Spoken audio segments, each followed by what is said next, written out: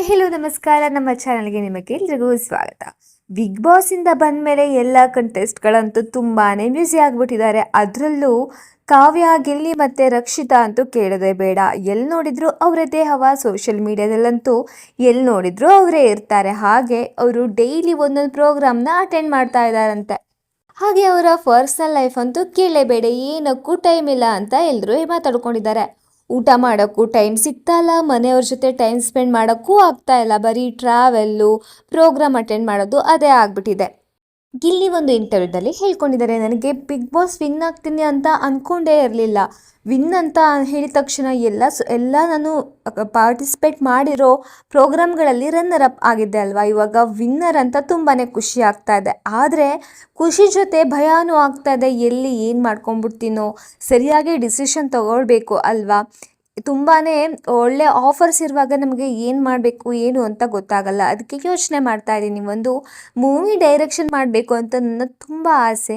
Script ಎಲ್ಲ ready ಇದೆ, ಇನ್ನೇನು ಕೆಲಸಗಳು ರೆಡಿ ಮಾಡಬೇಕು. ಹಾಗೆ ತುಂಬ ಆಫರ್ಸ್ ಬರ್ತಾ ಇದೆ, ಒಂದಾದ್ಮೇಲೆ ಒಂದು ಸ್ಟೋರಿನ ಕೇಳ್ತಾ ಇದ್ದೀನಿ. ಹಾಗೆ ಬಿಗ್ ಬಾಸ್ ಮೊದಲು ಮತ್ತು ಬಿಗ್ ಬಾಸ್ ಆದಮೇಲೆ ಲೈಫ್ ಹೇಗಿದೆ ಅಂತ ಕೇಳೋದಾದರೆ ಅವರು ಹೇಳಿದರು, ನೋಡಿ, ಒಂದು ಪಡಿಬೇಕು ಅಂದರೆ ಮತ್ತೊಂದರನ್ನ ತ್ಯಾಗ ಮಾಡಲೇಬೇಕು. ಆವಾಗ ಒಂದು 4 ಜನ ಗುರ್ತಿಸ್ತಾ ಇದ್ರು, ಇವಾಗ 4 ಲಕ್ಷ ಜನ ಗುರ್ತಿಸ್ತಾರೆ. ತುಂಬಾ ಖುಷಿ ಇದೆ. ಆದರೆ ಅಷ್ಟೇ ನನಗೆ ಪ್ರೈವೇಸಿ ಇಲ್ಲ.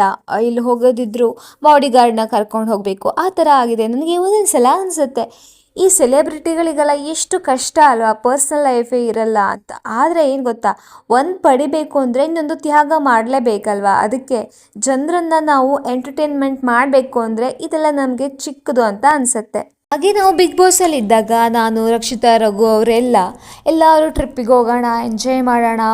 ರಕ್ಷಿತಾ ಅಂತೂ ಒಂದೊಂದು ಮಂತ್ಗೆ ನಾನು ಬೆಂಗಳೂರಿಗೆ ಬಂದ್ಬಿಡ್ತೀನಿ, ನಿಮ್ಮನೇಲೆಲ್ಲ ಇರ್ತೀನಿ, ಎಂಜಾಯ್ ಮಾಡ್ಕೊಂಡು ಹೋಗ್ತೀನಿ ಅಂತ ಹೇಳ್ತಾ ಇದ್ಲು.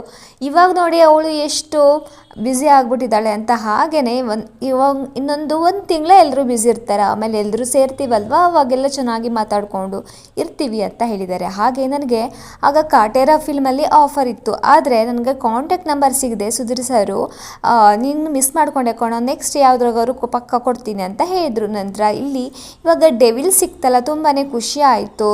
ಚೆನ್ನಾಗಿ ಮೂವಿ ಇದೆ, ತುಂಬಾ ಖುಷಿ ಆಗುತ್ತೆ ಅಂತ ಹೇಳಿದ್ದಾರೆ. ಬೇರೆ ಬೇರೆ ಸುದ್ದಿಗಳನ್ನು ಎಕ್ಸ್ಕ್ಲೂಸಿವ್ ಆಗಿ ಕೇಳಬೇಕು ಅಂದರೆ ಏನು ಮಾಡಬೇಕು ಹೇಳಿ? ನಮ್ಮ ಚಾನೆಲ್ನ ಸಬ್ಸ್ಕ್ರೈಬ್ ಮಾಡಿಕೊಳ್ಬೇಕು. ವಿಡಿಯೋ ಇಷ್ಟ ಆದರೆ ಲೈಕ್ ಮಾಡಿ, ಶೇರ್ ಮಾಡಿ. ಹಾಗೆ ನಿಮಗೆ ಏನು ಅನಿಸುತ್ತೆ ಈ ವಿಷಯದ ಬಗ್ಗೆ ಅಂತ ಕಮೆಂಟ್ ಮಾಡಿ ತಿಳಿಸಿ.